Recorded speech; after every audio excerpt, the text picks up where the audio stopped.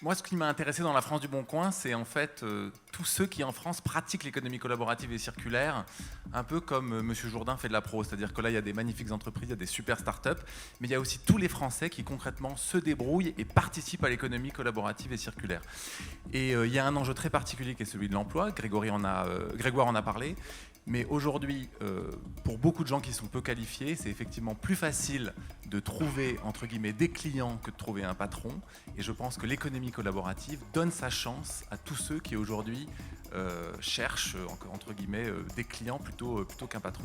En effet, il y a des risques, mais il y a aujourd'hui des manières très simples ou très concrètes de limiter ces risques et de maximiser les opportunités. Comment?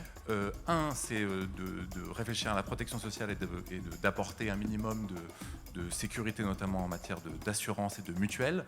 Deux, sur la partie asymétrie de pouvoir entre les auto-entrepreneurs et les plateformes, on peut s'inspirer de modèles comme la franchise.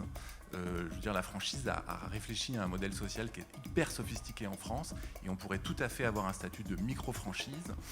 Et puis, sur la partie, encore une fois, modèle social, on peut aussi s'inspirer de ce qui a été fait dans l'intérim. Il existe des fonds sociaux dans l'intérim qui peuvent tout à fait servir de modèle sur les plateformes. Donc moi, je pense que ce qui est important, c'est de se souvenir que pourquoi l'économie collaborative et circulaire marche très bien, c'est parce que ça fait écho à des vrais besoins.